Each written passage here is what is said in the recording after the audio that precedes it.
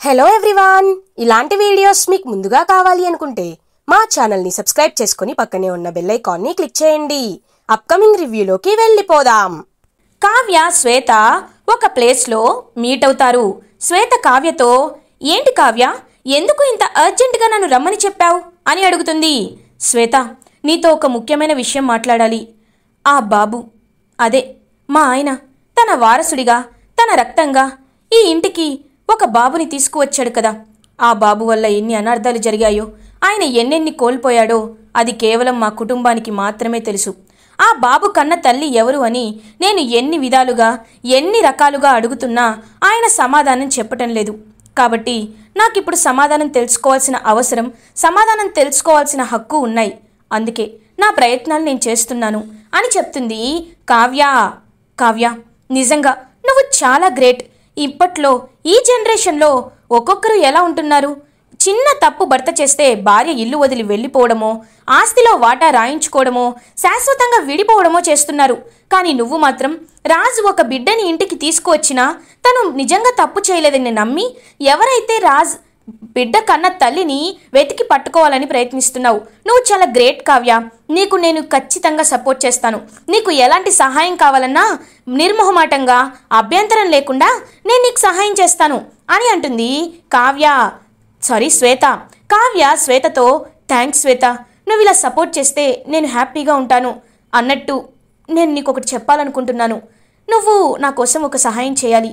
అది ఏంటి అంటే, మీ 10th బ్యాచ్ అందరూ రీయూనియన్ అవుతున్నారని, గెట్ టుగెదర్ పార్టీ అనేది అరేంజ్ చేస్తున్నారని నువ్వు మా ఆయనకి ఫోన్ చేసి చెప్పాలి. ఖచ్చితంగా గెట్ టుగెదర్ పార్టీలో నీకు వెన్నెల ఎవరో తెలియకపోయినా ఆ వెన్నెల ఖచ్చితంగా పార్టీకి వచ్చే అవకాశం ఉంటుంది, కామన్ ఫ్రెండ్స్ ద్వారా. సో ఆ వెన్నెల మనకి తెలియాలి అంటే ఖచ్చితంగా ఆ పార్టీ మనం కండక్ట్ చేయాలి అని అంటుంది కావ్య. ఇంకా శ్వేత హ్యాపీగా ఫీల్ అవుతుంది. నిజమే, ఇది మంచి ఐడియానే. ఖచ్చితంగా రీయూనియన్ అంటే ఎవరైనా వస్తారు. ఆ వెన్నెల కూడా ఖచ్చితంగా వచ్చే అవకాశం ఉంటుంది. నేను నా ఓల్డ్ ఫ్రెండ్స్ అందరికీ కాల్ చేస్తాను. కాల్ చేసి వెన్నెలని కూడా రమ్మని చెప్పేటట్లు చేస్తాను. ఒకవేళ కామన్ ఫ్రెండ్స్లో వెన్నెల బెస్ట్ ఫ్రెండ్ ఉంటే ఖచ్చితంగా తాను కూడా వస్తుంది అని అంటుంది శ్వేత. థ్యాంక్ యూ శ్వేత, కానీ ఈ విషయం మా ఆయనకి అస్సలు తెలియకూడదు. మనిద్దరం కావాలని ఇలా ప్లాన్ చేశామని అస్సలు తెలియకూడదు అని అంటుంది కావ్య. ఖచ్చితంగా తెలీదు, నేను నీకు మాటిస్తున్నాను అని చెప్పి అక్కడి నుండి వెళ్ళిపోతుంది శ్వేత.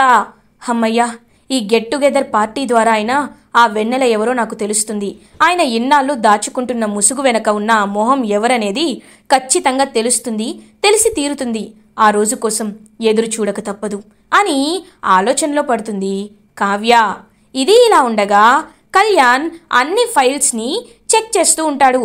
అకౌంటెంట్ని పిలిపించి, శాలరీస్ ఇంకా ఎందుకు స్టాఫ్కి క్రెడిట్ చేయలేదు, స్టాఫ్ అందరికీ శాలరీస్ క్రెడిట్ చేసేసేయండి అని ఇంకా చెక్స్ పైన సంతకం చేస్తూ ఉంటాడనమాట కళ్యాణ్. ఇంకా అకౌంటెంట్ వాళ్ళందరూ కూడా కళ్యాణ్ చెప్పిన మాటలే వింటూ ఉంటాడు. రాహుల్ దూరం నుంచి కళ్యాణ్ని చూస్తూ, అబ్బో వీడు కూడా బాగానే వర్క్ చేస్తున్నాడుగా, కవితలు కవితలు అని తిరిగాడు.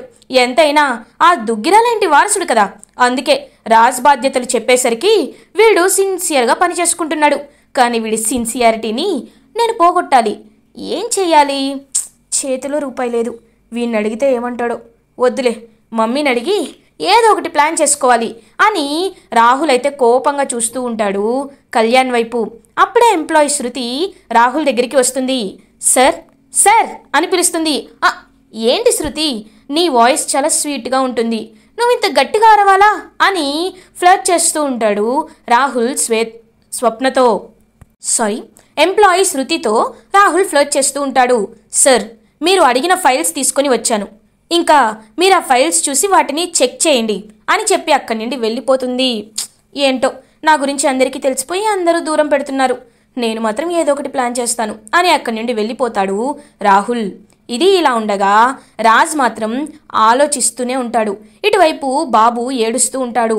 అయినా రాజ్కి వినపడకుండా పాపం ఏదో ధ్యాసలో ఆలోచిస్తూనే ఉంటాడు. అదే టైంకి కావ్య రాజ్ రూమ్కి వస్తుంది. ఇంకా బాబుని చూసి బాబుని ఎత్తుకుంటుంది కావ్య.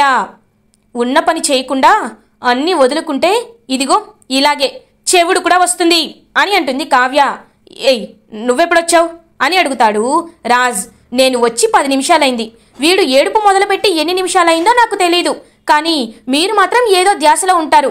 అన్ని బాధ్యతలు వీడి కోసమే కదా వదులుకున్నారు, అలాంటిది వీడిని ఎందుకు పట్టించుకోవటం లేదు మీరు అని అడుగుతుంది కావ్య. అలాంటిదేమీ లేదు, ఏదో ఆలోచిస్తూ అని అంటారు. ఏవండి, మా ఎవ్వరికి మీరు సమాధానం చెప్పుకోకపోయినా పర్లేదు, కానీ నీ మనసుకి మీరు సమాధానం చెప్పుకోండి. ఎందుకంటే వీడిని మీరు బాధ్యతగా పరిగణిస్తున్నారు, కానీ ఇంట్లో వాళ్ళందరూ వీడిని ఒక బరువుగానే చూస్తున్నారు. దుగ్గిరాల ఇంటి మీద పడ్డ పెద్ద బండలాగా చూస్తున్నారు. కాబట్టి వీడి తల్లి ఎవరో తెలిస్తేనే ఈ ప్రశ్నలన్నిటికీ సమాధానం దొరుకుతుంది, అందరి మనసులో ఉన్న సందిగ్ధతకి సమాధానం దొరుకుతుంది. కాబట్టి ఆ విషయంలో మీరు ఎక్కువగా ఆలోచించి మీ మనసు పాడు చేసుకోకుండా నిజం చెప్పేయండి అని అడుగుతుంది కావ్య. నిజం ఎప్పుడు ఎవరికి ఎలా చెప్పాలో నాకు బాగా తెలుసు. ఈ విషయంలో నువ్వు నన్ను బలవంతం చేయొద్దు అని అక్కడి నుండి వెళ్ళిపోతాడు రాజ్. ఇది ఇలా ఉండగా ఈవినింగ్ అవుతుంది. కళ్యాణ్ పాపం అలసిపోయి ఆఫీస్ నుండి ఇంటికి వస్తాడు. అనామిక కళ్యాణ్ కోసమే ఎదురు చూస్తూ ఉంటుంది. కళ్యాణ్, వచ్చావా? రా, ఆ సూట్ కేసు నాకు ఇవ్వు. కళ్యాణ్, ఇవాళ ఫస్ట్ డే కదా నీ ఆఫీస్లో, ఎలా జరిగింది అని ఎగ్జైటింగ్గా అడుగుతుంది అనామిక. పర్లేదు అని అంటాడు కళ్యాణ్. ఏమేం పనులు చేశావు? ఏదైనా ప్రాజెక్ట్ టేకప్ చేశావా అని అడుగుతుంది అనామిక. అలాంటిదేమీ లేదు, ఇవాళ కదా ఫస్ట్ డే, సో ఫైల్స్ అన్నీ చెక్ చేశాను, శాలరీస్ క్రెడిట్ చేశాను అని చెప్తాడు కళ్యాణ్. కళ్యాణ్, నువ్వు ఇలా ఉంటేనే నాకు ఎంతో ఇష్టం కళ్యాణ్. నేను కోరుకున్నట్టు, నేను ఆశపడినట్టే నువ్వు ఇలా మారావు. నాకు చాలా చాలా చాలా సంతోషంగా ఉంది అని ఇంకా కళ్యాణ్ని హక్ చేసుకుంటుంది అనామిక. కానీ అనామికని దూరంగా జరిపేస్తాడనమాట కళ్యాణ్. ఏమైంది కళ్యాణ్ అని అడుగుతుంది. చూడు అనామిక, వీటిని నువ్వు గౌరవం అనుకుంటున్నావు, కానీ నాకు బాధ్యతలా అనిపిస్తుంది. మా అన్నయ్య నా భుజాలపై వేసిన బరువులా అనిపిస్తుంది. ఈ బరువుని నేను ఎప్పుడెప్పుడు దింపుకుంటానా అనిపిస్తుంది. మీ అందరికీ ఎలా ఉందో తెలియదు, కానీ నాకు మాత్రం చాలా చాలా భయంగా, బాధ్యతగా ఉంది.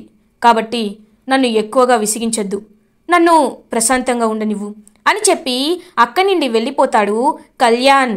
ఏంటి కళ్యాణ్, నేనంతటా నేను దగ్గరికి వస్తున్నా దూరం జరుగుతున్నాడు, ఛా అని అక్కడి నుండి వెళ్ళిపోతుంది అనామిక. అనామిక బయటికి వస్తూ కళ్యాణ్ చేత ఎలా అయినా ఒక చెక్ రాయించుకోవాలి, అందులో డబ్బులు తీసుకొని మా మమ్మీ డాడీలా అప్పు తీర్చేయాలి. కానీ ఏం చేయాలి? ఒకవేళ రాహుల్ని అడిగితే, అమ్మో వద్దులే, చీప్గా చూస్తాడేమో, వాళ్ళ ముందు నేనెందుకు దిగజారాలి, మా ఇంటి గుట్టు వాళ్ళకెందుకు చెప్పాలి, ఏం చేయాలి అని ఆలోచిస్తూ ఉంటుంది అనామిక. అప్పుడే కరెక్ట్గా దూరం నుండి రుద్రాని అండ్ రాహుల్ మాట్లాడుకోవడం చూస్తూ ఉంటుంది అనామిక. రాహుల్ రుద్రానితో, మమ్మీ ఒక్క రూపాయి కూడా చేతిలో ఉండటం లేదు, జనరల్ మేనేజర్ అయ్యాను, ఇప్పుడైనా నా చేతికి డబ్బు వస్తుందా అంటే ఆ కళ్యాణ్ గాడు అన్ని అకౌంట్స్ వాడే చూసుకుంటున్నాడు, నాకు డబ్బులు రానివ్వటం లేదు మమ్మీ అని అంటాడు రాహుల్. రే రాహుల్, కూటి కోసం కోటి విద్యలు అంటారు. ఇప్పుడు బంగారు బాతు మన చేతిలో ఉంది, మనం జాగ్రత్తగా ఉండాలి అని అంటుంది రుద్రాని. అది కాదు మమ్మీ, ఈ కబుర్లన్నీ ఎవరైనా చెప్తారు, కానీ నాకు ఇప్పుడు కావాల్సింది ఒకే ఒకటి, నాకు అర్జెంటుగా డబ్బులు కావాలి. కానీ ఎలా ఎలా కళ్యాణ్తో టప్పు చేయించాలి అని ఆలోచిస్తూ ఉంటాడు రాహుల్. అనామిక ఇదంతా వింటూ, ఒకవేళ నేను వీళ్ళతో చేతులు కలిపితే నా డబ్బులు నాకు వస్తాయి, వీళ్ళ దగ్గర నేను ఏమీ చేయలేను, ఇప్పుడు ఏదో ఒక ప్లాన్ వేయాలి అని కావాలనే ఫోన్ మాట్లాడుతున్నట్టు నటిస్తూ, మమ్మీ నీకు విషయం తెలుసా, కళ్యాణ్ ఎండి అయ్యాడు మమ్మీ. అవునా? అయ్యో సరే, నేనేదో ఒకటి చేస్తాను, నువ్వు బాధపడద్దు మమ్మీ, బాధపడద్దు అని బాధపడుతున్నట్టు నటిస్తూ ఉంటుంది అనామిక. రేయ్, ఆ పిచ్చిదేదో బాధలో ఉన్నట్టుంది, రా వెళ్దాం అని రుద్రాని అనామిక దగ్గరికి వస్తుంది. ఏంటనామిక, ఎందుకు బాధపడుతున్నావు అని అడుగుతుంది. ఏం చెప్పమంటారంటీ, మా మమ్మీకి ఫోన్ చేసి కళ్యాణ్ ఎండి అయ్యాడని గుడ్ న్యూస్ చెప్దాం అనుకున్నా, కానీ ఈలోపు మా మమ్మీ నాకు ఒక సాడ్ న్యూస్ చెప్పింది అని అంటుంది అనామిక. ఏంటది అని అడుగుతాడు రాహుల్.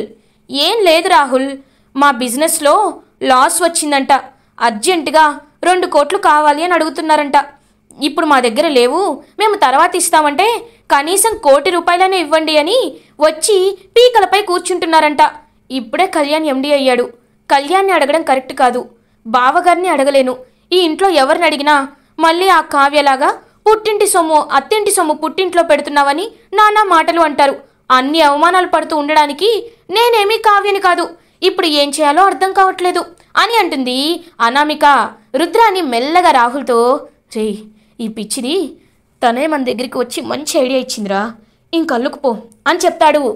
అవునా అనామిక, నిజం చెప్పాలంటే నా పరిస్థితి కూడా అంతే.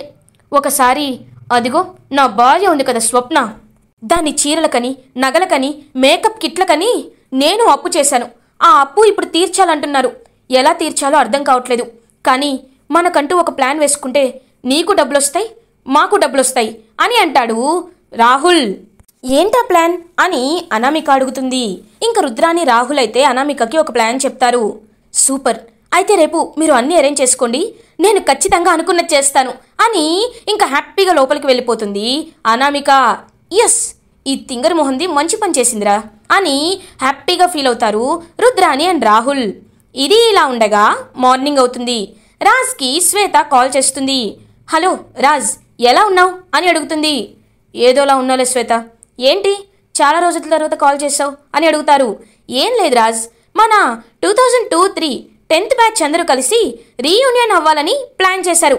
గెట్ టుగెదర్ పార్టీని గ్రాండ్గా అరేంజ్ చేస్తున్నారు. దాంట్లో నువ్వు ఖచ్చితంగా రావాలి రాజ్ అని అంటుంది. వాట్, సడన్గా ఈ గెట్ టుగెదర్ ఏంటి అని అడుగుతాడు రాజ్. ఏమో, కొంతమంది మన ఫ్రెండ్స్ లండన్లో ఉన్నారు కదా, వాళ్ళు హాలిడేస్ కని తిరిగి వచ్చారంట. అందరూ కలిస్తే బాగుంటుందని నాకు ఫోన్ చేసి చెప్పారు. అందుకే నేను నీకు ఫోన్ చేసి చెప్తున్నాను. మనకి ఒక గ్రూప్ కూడా లేదు కదా, అందుకే నీకు ఫోన్ చేసి చెప్తున్నాను. ఖచ్చితంగా నువ్వు ఆ రీయూనియన్ పార్టీకి రావాలి అని అంటుంది శ్వేత. ట్రై చేస్తాను శ్వేత అని అంటాడు రాజ్. ట్రై చేయడం కాదు రాజ్, నువ్వు వస్తున్నావు, వచ్చి తీరుతున్నావు అని కాల్ కట్ చేస్తుంది శ్వేత. ఇంకా రాజ్ ఆలోచిస్తూ ఉంటాడు. కావ్య ఇదంతా దొంగతనంగా చూస్తూ ఉంటుంది. ఏంటి, ఎవరు ఫోన్లో, ఆ వెన్నెలనా అని అడుగుతుంది. ఛీ, ఎప్పుడు అదే ధ్యాస? శ్వేత కాల్ చేసింది, ఏదో రీయూనియన్ అంట, నన్ను సండే రమ్మని చెప్తున్నారు అని అంటారు. ఓ అవునా, బాబుకి తల్లెవరో చెప్పరు కానీ పార్టీలకు వెళ్తారు అంతే కదా అని అక్కడి నుండి వెళ్ళిపోతుంది కావ్య. అబ్బా, ఈ కళావతి ఏంటో నా ప్రాణానికి అని ఇరిటేటింగ్గా ఫీల్ అవుతూ ఉంటాడు రాజ్. ఇది ఇలా ఉండగా కళ్యాణ్ అయితే ఆఫీస్కి వెళ్తాడు. ఇంకా కళ్యాణ్ ఆఫీస్కి వెళ్ళే టైంలో రాహుల్, అనామిక అండ్ రుద్రాని హ్యాపీగా ఒక ప్లాన్ చేసుకుంటారు. కళ్యాణ్ ఆఫీస్కి రీచ్ అవుతాడు. రాహుల్ కళ్యాణ్ దగ్గరికి వస్తాడు. కళ్యాణ్, నీతో ఒక విషయం మాట్లాడాలి అని అంటాడు. చెప్పు అని అంటాడు కళ్యాణ్. ఒకసారి ఈ ఫైల్ చూడు అని ఒక ఫైల్ని చూపిస్తాడు. అది ఒక ఫేక్ ఫైల్ అన్నమాట. ఆ ఫేక్ ఫైల్ని చూపిస్తూ, కళ్యాణ్, ఇది రాజు ఉన్నప్పుడు శృతికి ఇచ్చాడంట. వీళ్ళు చాలా పేరున్న వాళ్ళంట, కాబట్టి వీళ్ళు మనతో కాంట్రాక్ట్లోకి ఎంటర్ అవ్వాలని ఆలోచిస్తున్నారు. మనకి ఆఫర్ లెటర్ని పంపించారు. దీన్ని నువ్వు యాక్సెప్ట్ చేస్తే మన కంపెనీకి మంచి ఫ్యూచర్ ఉంటుంది అని చెప్తాడు రాహుల్. అలా అని ఎవరు చెప్పారు? వీళ్ళెవరో తెలుసా? బ్యాక్గ్రౌండ్ వెరిఫికేషన్ జరిగిందా? అసలు వీళ్ళ హిస్టరీ ఏంటి, వీళ్ళ డేటా ఏంటి, అవేమీ తెలుసుకోకుండా కాంట్రాక్ట్లోకి ఎలా ఎంటర్ అవుతాం అని అంటాడు కళ్యాణ్. అవన్నీ రాసి ఉన్నప్పుడే చెక్ చేశారంట, కేవలం సంతకం మాత్రమే పెండింగ్ అంట. ఇలా జరిగిపోయింది, కాబట్టి నువ్వు కూడా ఒకసారి చూడు కళ్యాణ్ అని అంటాడు. నేను చూసి అప్పుడు చెప్తాను అని ఫైల్ చూస్తూ ఉంటాడనమాట కళ్యాణ్. నువ్వెంత చూసినా అది ఫేక్ అని నువ్వు కనిపెట్టలేవురా కవి అని మనసులో అనుకుంటాడు రాహుల్. ఓకే, అంతా బాగానే ఉంది, ఇవాళ నైట్ నేను ఏదో ఒకటి ఫైనల్ చేసి సైన్ చేస్తాను అని అంటాడు. కాకపోతే ఇందులో ఒక చిన్న సమస్య ఉంది. వాళ్ళకి మనం 1,50,00,000 డిపాజిట్ చేయాలంట, అప్పుడు మాత్రమే వాళ్ళు ఈ ఆఫర్ని మనకి ఇస్తారంట అని అంటారు. వాట్, మన పనితనం ఏమి చూడకుండా మనమే డిపాజిట్ చేయాలా అని అంటారు. అవును, ఒకసారి ఆ క్లాస్ చదువు, అందులో అదే కదా ఉంది అని అంటాడనమాట రాహుల్. సరే, నేను ఆలోచిస్తాను, నువ్వు వెళ్ళు అని ఇంకా ఆలోచిస్తూ ఉంటాడు కళ్యాణ్. ఎస్, అది ఫేక్ అని నువ్వు తెలుసుకోలేవు, ఆ రాజు కూడా తెలుసుకోలేడు. చక్కగా చెక్ ఇష్యూ చేస్తావు, ఈ లోపు అనామిక చెక్కుని మార్చేస్తుంది అని హ్యాపీగా ఫీల్ అవుతాడు రాహుల్. ఇంకా కళ్యాణ్ ఆ ఫైల్ని రాజ్కి తీసుకొచ్చి చూపిస్తాడు. రాజ్ కూడా ఆ ఫైల్ అంతా వెరిఫై చేస్తాడు. ఓకే, అంతా బాగానే ఉందిరా, నువ్వు వీళ్ళకి చెక్ ఇష్యూ చేయొచ్చు అని చెప్తాడు. ఓకే అన్నయ్య, ఖచ్చితంగా ఇష్యూ చేస్తాను అని ఇంకా చెక్ బుక్ తీయాలనుకుంటాడనమాట కళ్యాణ్. అదే టైంకి అనామిక దొంగతనంగా కళ్యాణ్ రూమ్లో సూట్ కేసులో ఉన్న చెక్స్ని తారుమారు చేస్తుంది. ఒక చెక్కు బదులు వాళ్ళకు సంబంధించిన చెక్ని పెడుతుంది. కాబట్టి ఇంకా కళ్యాణ్ అయితే చూసుకోకుండా ఆ చెక్కు మీద సంతకం చేసేస్తాడు. ఇంకా చెక్ని తీసుకున్న అనామిక ఎంతో హ్యాపీగా ఫీల్ అవుతుంది. ఎస్, మనం అనుకున్నది సాధించాం.